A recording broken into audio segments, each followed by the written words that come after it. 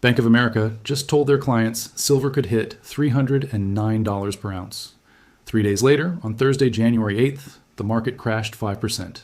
Not because of bad news, not because industrial demand collapsed, because of something called Bloomberg Commodity Index rebalancing, a scheduled event, an event everyone knew was coming, and $3.8 billion in selling on day one of a 7-day window caused a 5% flash crash. Let me ask you a question. If a known, pre-announced selling event causes a 5% drop, what happens when real demand shows up? What happens when an industrial buyer needs 10 million ounces and the London vaults are already squeezed? Goldman Sachs just admitted publicly that London inventories are creating extreme price swings in both directions. Bank of America says $309. The market can't handle $3.8 billion in paper selling without crashing. This is John A.G. And in the next 25 minutes, I'm going to show you why the biggest banks in the world are screaming that silver is broken, while most American stackers celebrate the wrong number. If you're not ready to question everything you think you know about this market, click away now. Let me start with what actually happened on January 5th, 2026. Bank of America strategist Michael Widmer published a forecast that sent the silver community into a frenzy. Silver could reach between $135 and $309 per ounce in 2026, the bullish case. The moonshot everyone's been waiting for. Reddit exploded. YouTube thumbnails screamed $300 silver.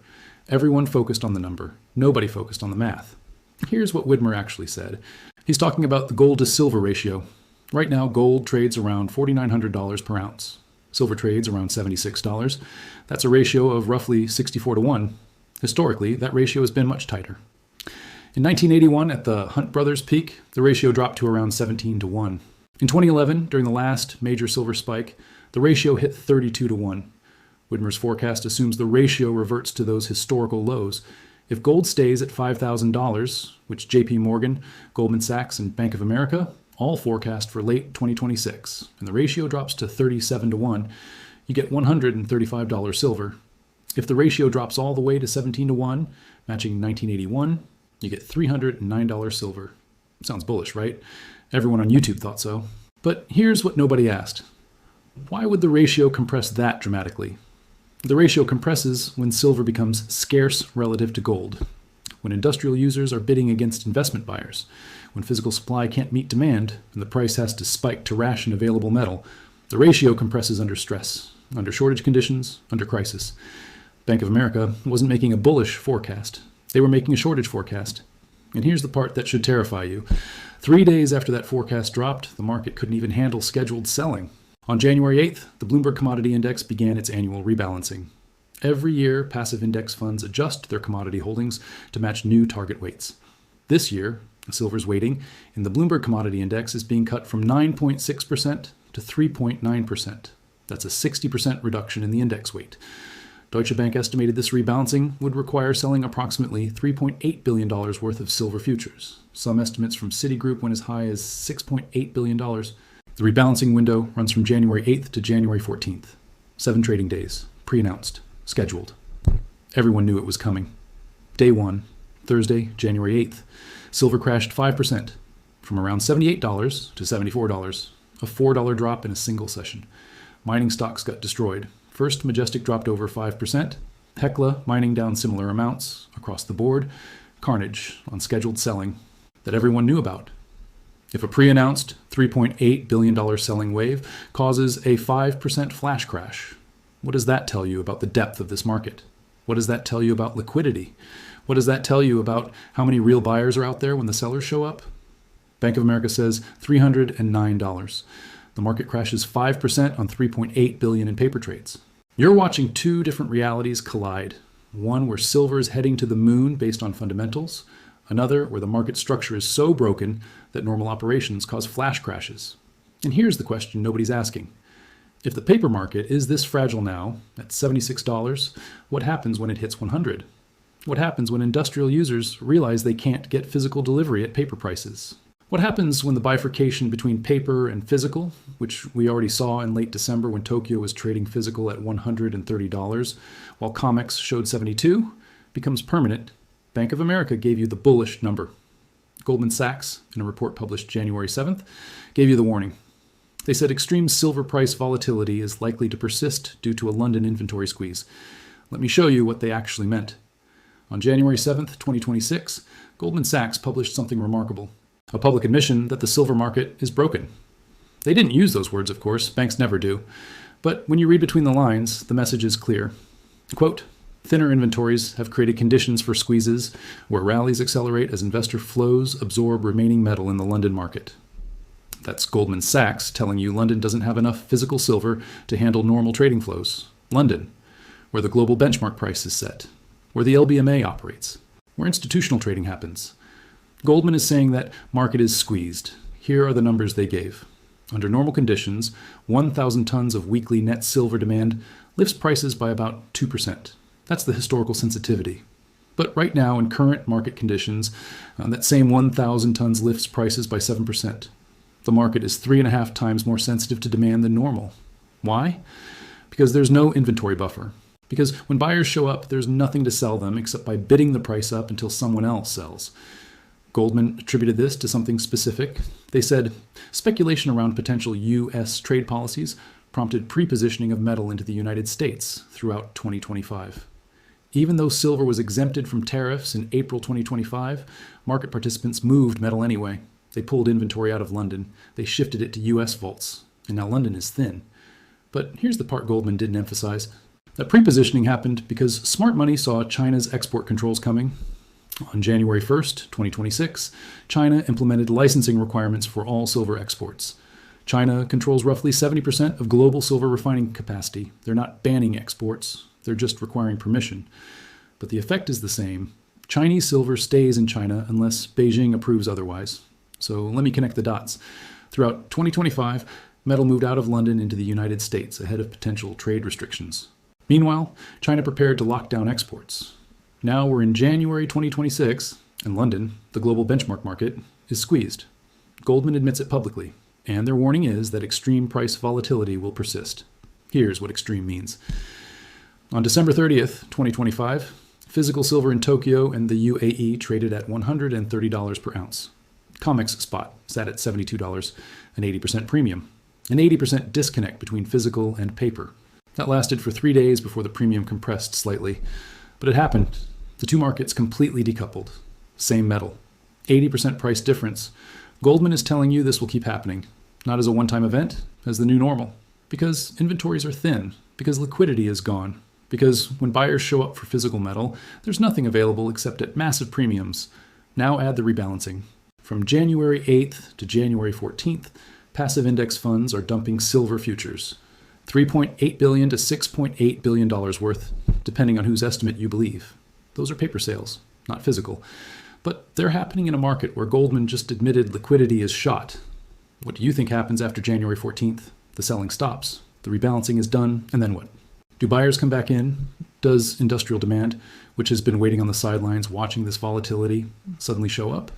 Because if they do, and Goldman is right that the market is 7% sensitive instead of 2% sensitive, what does that price move look like?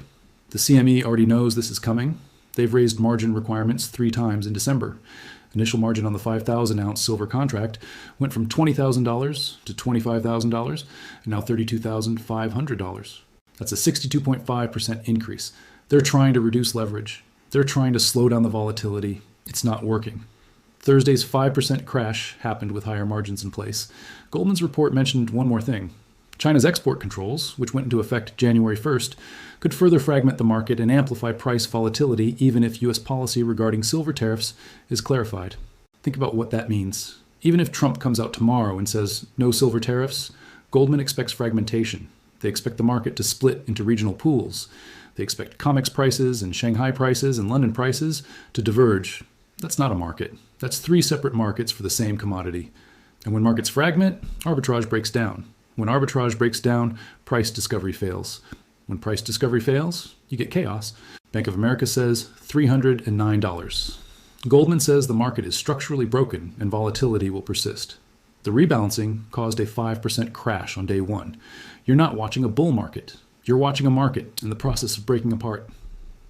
And we haven't even talked about who's on the other side of this trade. Let me show you why Thursday's 5% crash is more significant than most people realize. It's not just about the rebalancing. It's about what the rebalancing reveals about market structure. Silver's weighting in the Bloomberg Commodity Index is being cut from 9.6% to 3.9%. a 60% reduction. Why such a massive cut? Because silver doubled in 2025. The index rebalances every year based on price performance and trading volume. When an asset surges, its weight in the index increases automatically. Then the rebalancing cuts it back to target levels. But here's the critical detail. The index doesn't hold physical silver. It holds silver futures, paper contracts.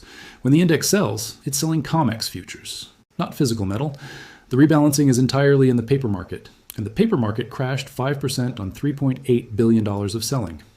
Let's put that in perspective. Global silver production is roughly 830 million ounces per year. At current prices around $76, that's about $63 billion in annual mine supply. $3.8 billion represents roughly 6% of annual global supply. Not physical supply, paper supply. Futures contracts. The paper market crashed 5% on 6% of annual supply worth of futures selling. And this is scheduled selling, orderly selling. Passive funds mechanically adjusting positions, not panic, not forced liquidation, just rebalancing.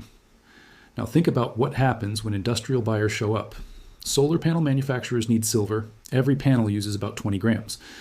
Global solar installations in 2025 used approximately 448 million ounces of silver in the first half alone. That's real physical demand, not paper. They need actual metal delivered to factories. Where do they get it? They can't take delivery from COMEX. Retail investors have been standing for delivery and draining registered inventories for years. COMEX registered silver, metal available for delivery, has dropped from 50 million ounces in 2020 to 38 million ounces today. That's a 24% decline in available physical. So industrial users go to London, to the LBMA. And Goldman Sachs just told you London is squeezed. Inventories are thin. The market is 7% sensitive instead of 2% sensitive, which means when industrial buyers show up looking for size, 10 million ounces, 20 million ounces, the price spikes. But here's the problem. Industrial users don't care about spot price. They care about having silver to build products. If Tesla needs silver for electric vehicle components and there's none available, they'll pay $100. They'll pay $150. They'll pay whatever it takes because the alternative is shutting down production lines. The metal is irreplaceable. You can't build a solar panel without silver. You can't build certain electronics without silver. It's not optional. So what happens? Physical buyers pay up, physical premiums explode. Tokyo trades at $130. The UAE trades at $130. Physical disconnects from paper, and COMEX keeps trading at $76 because COMEX is paper. It's not real. It's a price discovery mechanism that works until it doesn't. Thursday's crash proved something. It proved that paper silver has no depth. $3.8 billion in selling caused a 5% crash. That's not a deep market. That's not a liquid market. That's a market where everyone's on the same side of the trade and nobody wants to catch the falling knife. Which brings me to Bank of America's forecast, $135 to $309, based on gold-silver ratio compression. The ratio compresses when silver becomes scarce, when physical supply can't meet demand, when industrial users are competing with investment buyers. But in a fragmented market, which Goldman says is coming, what ratio are we even measuring? If COMEX trades at $80 and Shanghai trades at $150 and London trades at $200, what's the ratio? Which price do you use for silver? The answer is nobody knows. The ratio becomes meaningless in a fragmented market. Bank of America's forecast assumes the market stays unified, assumes price discovery still works, assumes you can arbitrage between regions. But what if those assumptions are wrong? What if Goldman is right and the market fragments? What if China keeps most of its refined silver domestic? What if London stays squeezed? What if COMEX becomes a sideshow that nobody trusts? Then $309 isn't bullish. It's the low end. Because if the paper market breaks completely, there's no ceiling. There's just whatever industrial users are willing to pay to keep their factories running. Now, here's what I'm tracking. Because this isn't theoretical anymore. This is happening in real time. I'm monitoring 3 specific data points every single day.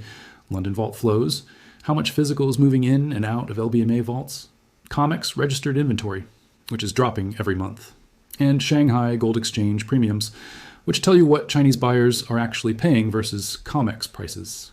That's the kind of real-time intelligence you need when markets are breaking apart, which is why I put together the Silver Archive Research Network. It's not for everyone. It's for serious people who want the data before it hits YouTube, who want to understand what's actually happening, not what the mainstream narrative says is happening. Links in the description if you're ready for that level of analysis. But whether you join or not, here's what you need to understand about what comes next. We're now on day 2 of the Bloomberg Commodity Index rebalancing. The window runs through January 14th. That's 5 more trading days of selling pressure. $3.8 billion to $6.8 billion total. We've seen one day, 5% crash, 5 more days to go. What happens on January 15th? The selling stops. The rebalancing is complete. Passive funds have adjusted to their new target weights. And then what? Does the price bounce back? Does it stabilize? Or does something else happen? Here's why January 15th matters. Right now, everyone knows there's mechanical selling. Every trader, every bank, every hedge fund knows that passive index funds are dumping futures. So nobody's stepping in to catch the falling knife. You wait, you let the rebalancing complete, then you reassess. But what are they reassessing? Let me walk through the landscape that exists on January 15th. China's export controls are in effect. 70% of global refining capacity is now under licensing requirements. London inventories are squeezed per Goldman Sachs. COMEX registered inventory is at 38 million ounces, down from 50 million in 2020. Physical premiums in Asia have spiked as high as 80% above COMEX spot in the last 2 weeks. And the first quarter is when industrial buying accelerates. Solar manufacturers are ramping up production for spring installations. Electric vehicle production is increasing. Data center construction is booming, and every AI server needs silver for components. First quarter industrial demand typically surges. So on January 15th, the selling stops and the buying shows up. In a market that Goldman just admitted is 7% sensitive instead of 2% sensitive. In a market that crashed 5% on day one of a scheduled rebalancing, what do you think happens to price? Here's the scenario nobody's talking about. What if the crash doesn't stop on January 14th? What if silver breaks below $70 during the rebalancing? What if it drops to 65? Because if that happens, you're going to see something historic. You're going to see physical buyers in Asia paying $120, while COMEX trades at 65. You're going to see a $55 premium, an 85% disconnect. And at that point, arbitrage dies. Nobody can make money buying COMEX futures and taking delivery because COMEX doesn't have enough physical to deliver size. Nobody can ship metal from London to Shanghai fast enough to capture the premium because London's already squeezed. The markets stay disconnected, permanently. That's when Bank of America's forecast becomes reality. Not because COMEX silver goes to $309, but because physical silver goes to $309 and COMEX becomes irrelevant, you'll have two prices, paper price and physical price.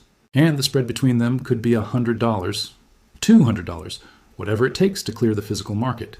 HSBC published their outlook on January 8th. They raised their 2026 average forecast to $68.25. But they expect the price to fall to $57 in 2027 and $47 by 2029. Their thesis is that supply will catch up. New mines will come online. Production will increase. That's the traditional commodity analysis. When prices surge, supply responds, miners produce more. Eventually, supply overwhelms demand and prices crash. It's the boom-bust cycle that's played out in every commodity market for decades. But HSBC's analysis assumes the market stays unified, assumes China exports its refined silver, assumes London restocks inventory, assumes COMEX remains the global benchmark. What if none of those assumptions hold? Or what if this isn't a traditional commodity cycle? What if this is a monetary and industrial crisis happening simultaneously? Because here's what makes silver different from every other industrial metal. It's also money. It's in the gold family. Central banks hold it. Investors hoard it. There's a massive stock-to-flow ratio. Unlike copper or zinc, where annual production dwarfs above-ground stocks, silver has billions of ounces of above-ground inventory, most of it in private hands, in coins, in bars, in jewelry. When industrial buyers need copper, they buy from producers or warehouses. When they need silver, they're competing with investors who treat it as a monetary hedge. They're competing with Indians buying jewelry. They're competing with Chinese citizens diversifying out of yuan. They're competing with Americans stacking coins. That dual nature, industrial and monetary, is what creates the conditions for Bank of America's $309 forecast. It's not just about supply and demand. It's about confidence, about whether people trust paper markets, about whether China keeps refined silver domestic, about whether COMEX delivery failures become public. January 15th is the first test, when the rebalancing ends and the bid comes back. If it doesn't, if price keeps falling, you'll know the market is broken beyond repair. If it does, if price bounces hard, you'll know industrial buyers are desperate for metal and willing to pay up. Either way, something major is about to happen. And most American stackers are still celebrating Bank of America's bullish forecast without understanding what it actually means. Let me show you why Bank of America chose those specific numbers, $135 and $309. Those aren't random. They're based on gold-silver ratios from two very specific moments in history. And both moments have something in common. They were crises. 1981. The Hunt brothers tried to corner the silver market. They bought hundreds of millions of ounces. They took delivery. They squeezed the shorts. Silver went from around $11 in September 1979 to $50 in January 1980. A 400% surge in 16 months. At the peak, the gold-silver ratio dropped to roughly 17 to 1. Then it collapsed. The COMEX changed the rules. They implemented liquidation-only trading. No new long positions allowed. Only shorts could cover. The hunts couldn't roll their positions. They had to liquidate. Silver crashed from $50 back to $11 in 3 months. 2011. Silver ran from $18 in August 2010 to $49 in April 2011, a 170% surge in 8 months. The gold-silver ratio compressed to 32 to 1.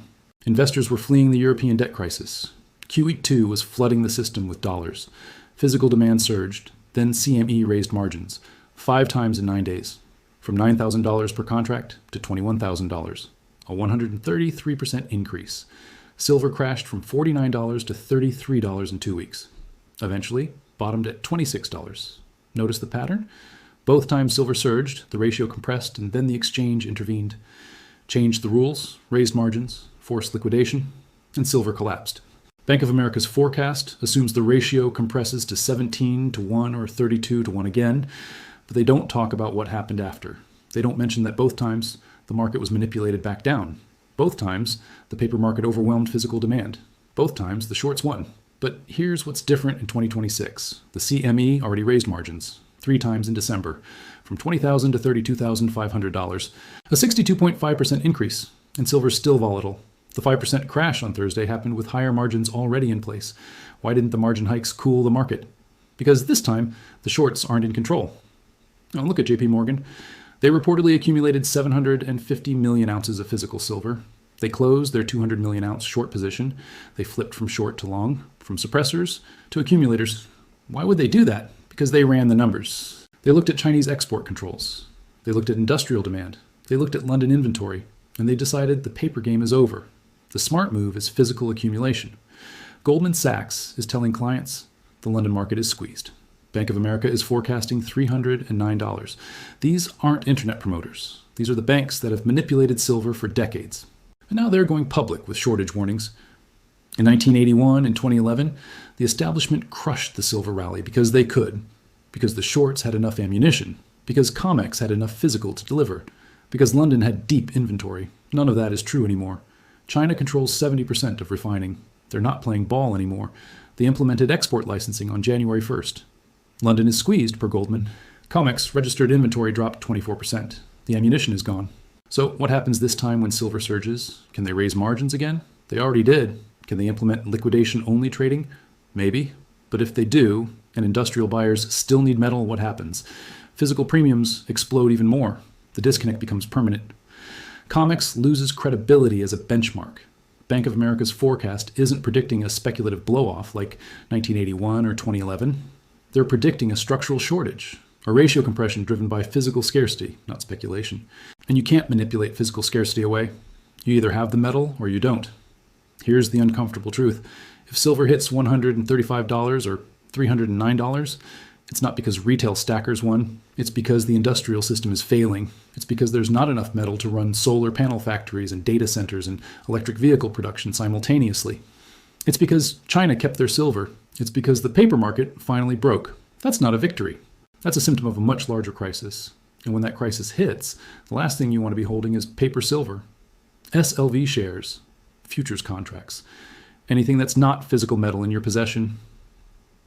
Let me leave you with this. Bank of America says silver could hit $309 per ounce.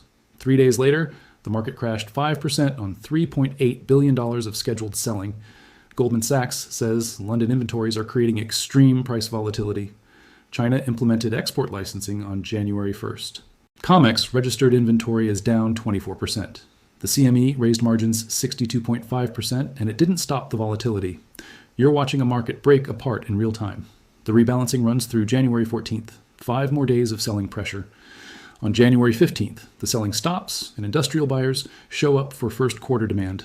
In a market Goldman admits is 7% sensitive instead of 2% sensitive, think about what has to be true for all of this to make sense. It means the paper market has no depth. It means physical supply is constrained. It means regional markets are fracturing. It means the banks know something retail investors don't. Bank of America gave you the number, $309. But they didn't tell you what it means. It doesn't mean you get rich. It means the system broke. It means industrial civilization needs more silver than exists at current prices. It means physical disconnects from paper permanently. This is John A.G. If you're holding paper silver, you need to understand what's coming. If you're holding physical silver, you need to understand you're holding the right side of history's greatest market fracture. And if you're still watching COMEX prices thinking they mean something, you've already lost.